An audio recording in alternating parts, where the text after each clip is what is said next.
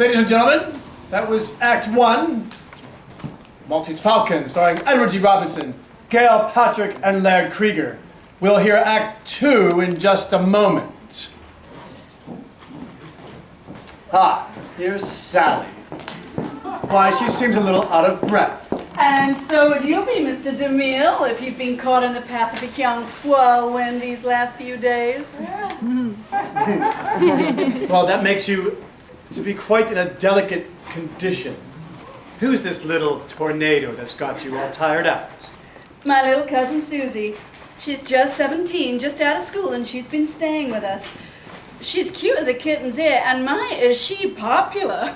We thought some of having an extra phone line installed just for the overflow messages. She sounds like a Lux girl to me, Sally. Listen to this, Mr. DeMille. The night Susie arrived, she was freshening up before dinner. First thing she did was unwrap a cake of Lux soap and start right in to tell me, imagine, me, how to take an active lather facial. My, she took the words right out of your mouth, Sally. Susie says most of the girls at her school are Lux soap fans. They're pretty smart, those young things. She says they like them so much they make a point of using them regularly. She said to me very seriously, Sally, if a girl wants to get lots of dates, she's just got to have nice skin, or else she'll end up alone. Your pretty little cousin said something there, Sally. It's true that men do respond to soft, smooth skin. Why, it's the charm that men adore. You know, Sally, here in Hollywood, film stars, 9 out of 10 of them, use Lux toilet soap regularly. Because this gentle soap is such a wonderful job at keeping complexions lovely. Why don't you tell the ladies in the audience just how quick and easy it is to use a Lux soap active lather bath? With pleasure, Mr. DeMille. First, you smooth the lather lightly in. You'll love how soft and velvety smooth the lather is as it caresses your skin. Next, you rinse with warm water, followed by a dash of cool. Then,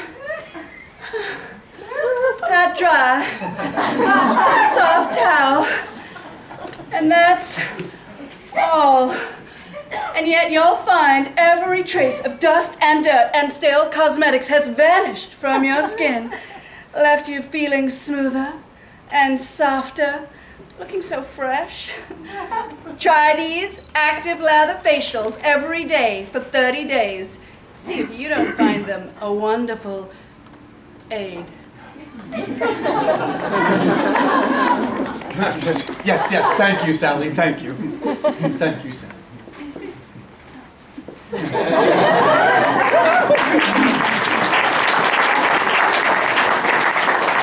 And I'd like to add one more word here. You just can't find a better toilet soap than this beauty soap of the stars. So why not buy 3 cakes of this fine white soap? It only costs a few cents. So buy 3 cakes of this fine white soap tomorrow. And now Act 2 of the Maltese Falcon, starring Edward G. Robinson as Sam Spade, Gail Krieger as Bridget, and Gail Patrick. I messed up my cast. Edward G. Robinson as Sam Spade, Gail Patrick as Bridget, and Laird Krieger. Thank you very much. Laird Krieger. He's good. Now, when we start Act 2, Sam Spade has followed nothing but blind alleys. But his secretary has a lead for him and has sent him to the lobby of the Hotel Berkeley. There he is to meet with the fat man. But instead, he will only find the boy that's followed him for the past 3 days.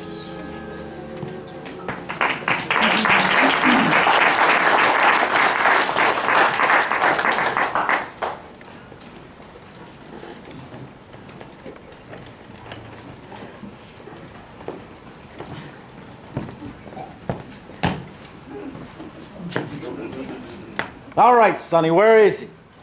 Who? The fat man. I want to speak to him. What do you think you're doing? You kidding me, Jack? I'll tell you when I'm kidding you. Now look, you've been tailing me for 3 days, and I'm getting sick of it. You can tell the fat man I said so. Shove off. Now look, you're going to have to talk to me before you're through. So will he. I told you to shove off, so shove off. And you can take your hand out of your pocket. Guns don't scam. Keep on asking for it, and you're gonna get it. Plenty. People talk like that lose their teeth. Now, if you want to hang around, be polite. Tell the fat man to call me and leave his name. Now, scram!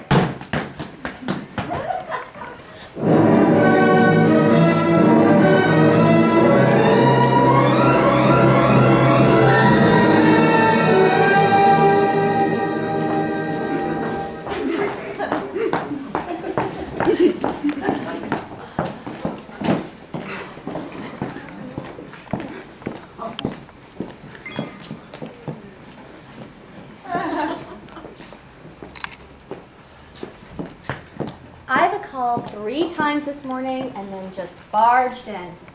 She's in there. Anything else? Yes, Mr. Gutman called. I told him you aren't here, and he told me to tell you that the young man delivered your message, that he phoned, and that he will phone again. Gutman, huh?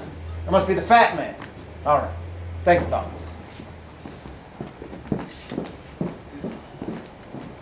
Hello, Ivan. Sam, forgive me, please forgive me. I sent those policemen to your place.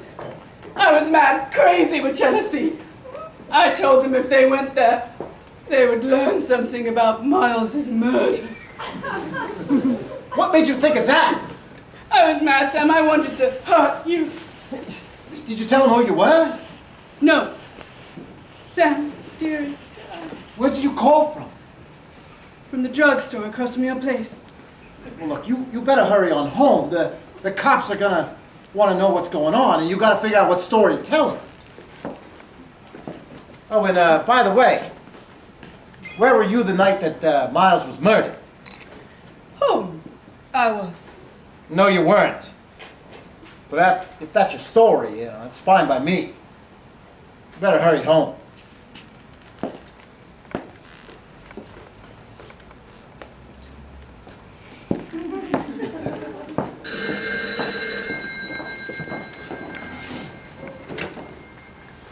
This is Sam Spade. Ah, Mr. Gutman. Yeah? I could be there in 15 minutes. Room 407. Berkeley.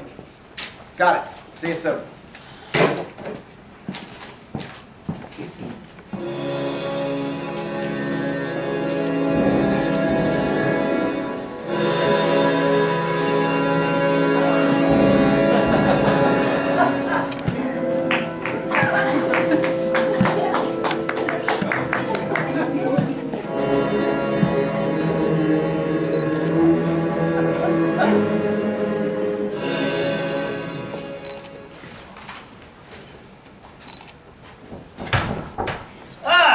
Mr. Spade! Delighted to see you. Delighted. Mr. Gutman? Sit down, my friend. Have a little drink.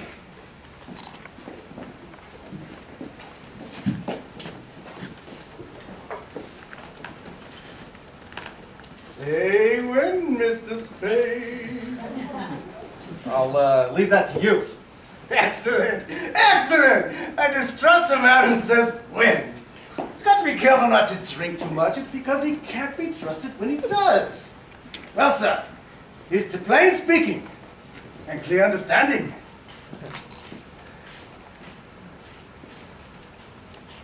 You're a closed mouth man. No. I like to talk. I enjoy it. Better and better. I distrust the closed-mouthed man. He really picks the wrong time to talk, and whatever he does, he says all the wrong things. No, talking is something that can't be done judiciously unless you keep in practice. Well, sir, we'll talk. I must tell you right out that I'm a man who likes talking to a man who likes to talk. Swell, we talk about the Blackbird? You're the man for me, sir. No beating about the bush, but right to the point. But first, answer me a question. Are you here as a representative of Miss Shaughnessy or Mr. Cairo? Well, there's nothing certain about it either way. Depends.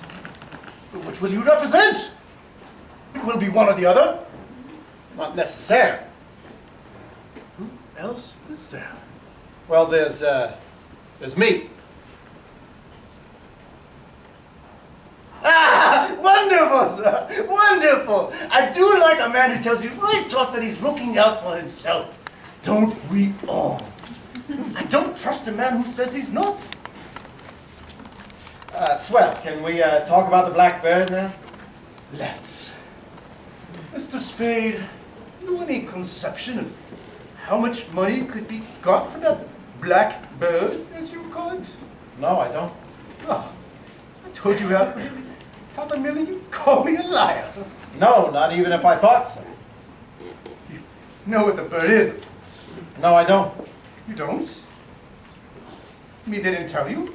Well, I know what it's supposed to look like, and I know the value you people put on it in terms of human life. But Miss Shaughnessy didn't tell you what it is, and Cairo didn't either? well, Cairo wouldn't talk, and the girl said she didn't know, but I took for granted she was lying. They don't know. I'm the only one in this whole wide, wonderful world who does! Swell, and after you told me, that'll make two of us. Mathematically correct, sir. I don't know for certain whether I'm going to tell you. Don't be foolish. I know where it is, you know what it is. That's why I'm here. Well, sir, where is it? Yeah, you see, I must tell things, but you refuse. That's hardly equitable, sir. No, no, no, no. We can't do business along these lines. Oh, yeah? Well, think again. And think fast. I told that gunsel of yours you'd have to talk to me before you're through. And I'm telling you, you're going to talk to me tonight, or you're finished. Now, why are you wasting my time? I can get along without you. Now, talk! Talk! Everything okay, boss? I'm in, Wilma. Oh, yeah. You just keep your hand out of your pocket, or I'll knock your ears off. Listen, you. Wilma. Just stand over there, Wilma. Excitable young man, Mr. Spade. Well, make up your mind. And while you're at it, keep that gunsel away from me, or I'll kill him. Mr. Spade, I must say, you're the most violent ever. Well, think it over. You've got till 5:30. Now you're in or out for keeps.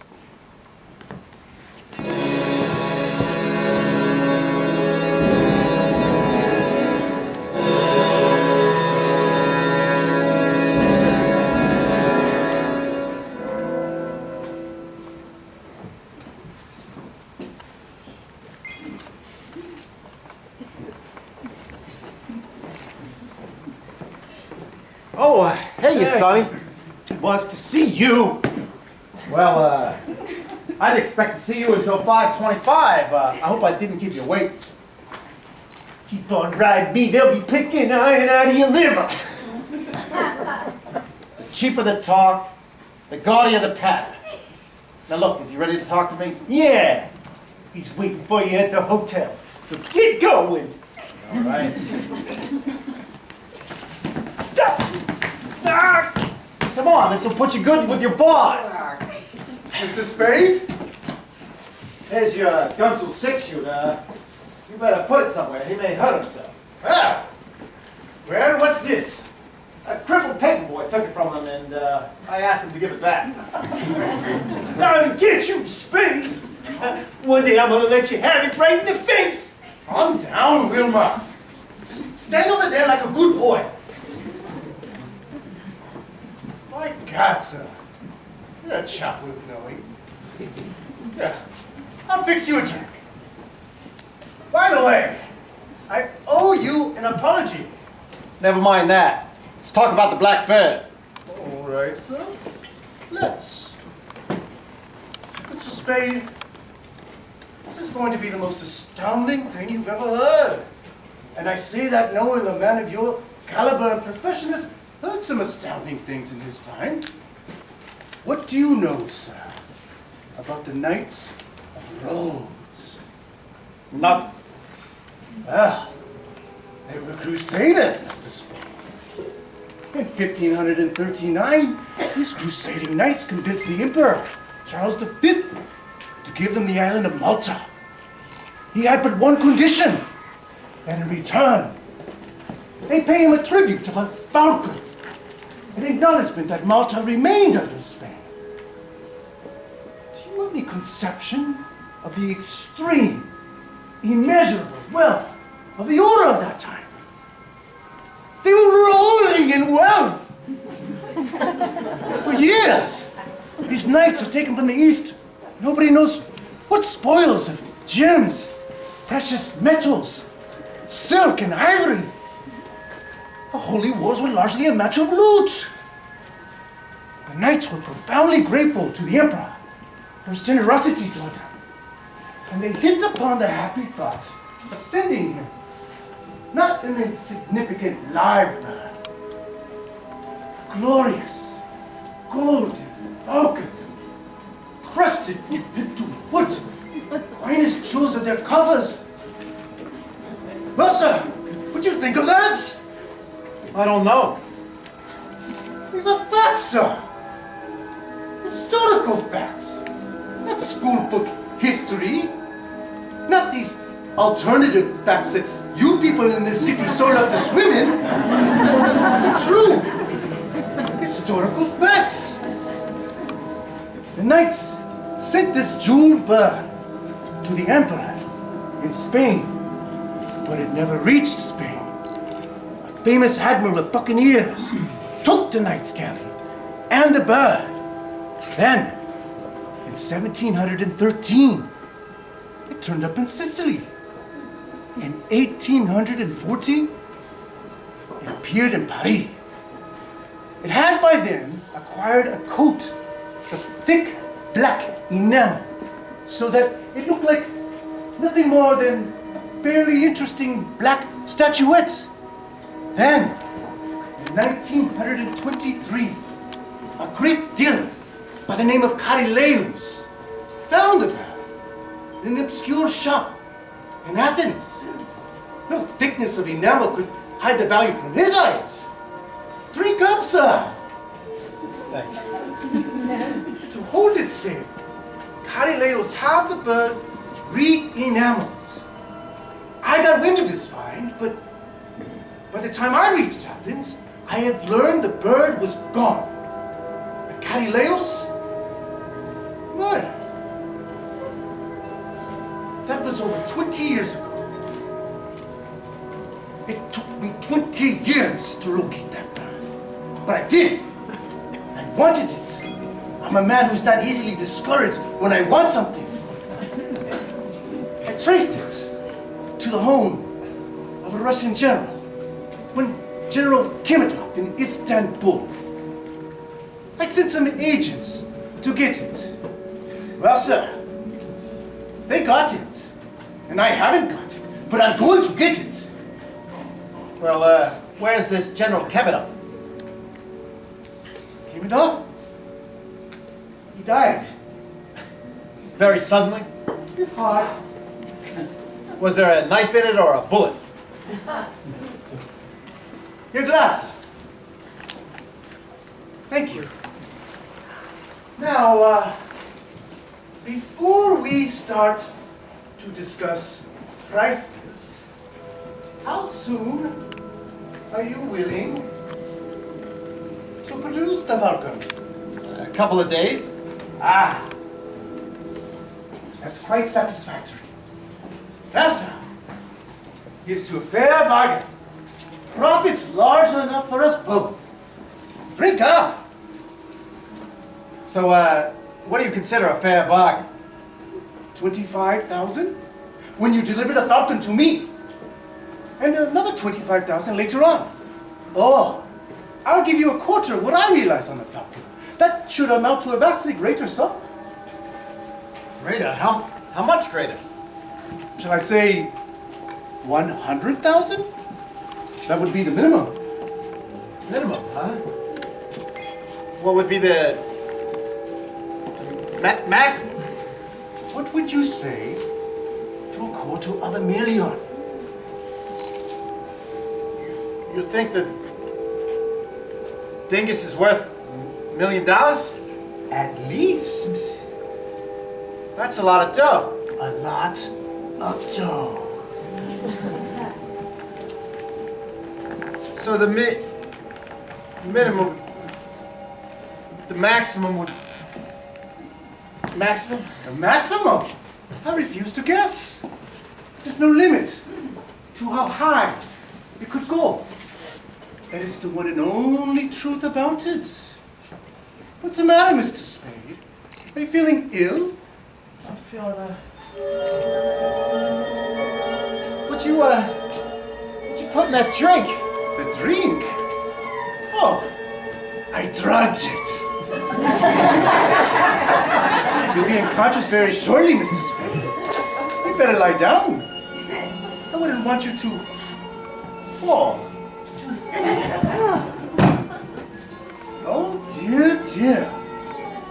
Oh, Joelle! Joelle, come in, please.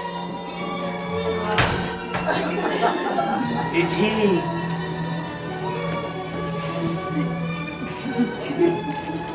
Unconscious? Yes.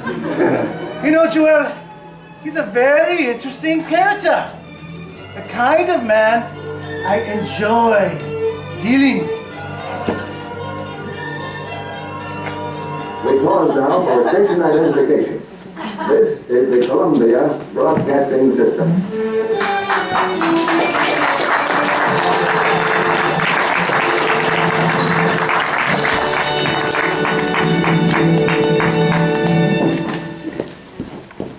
We'll return now for Act 3.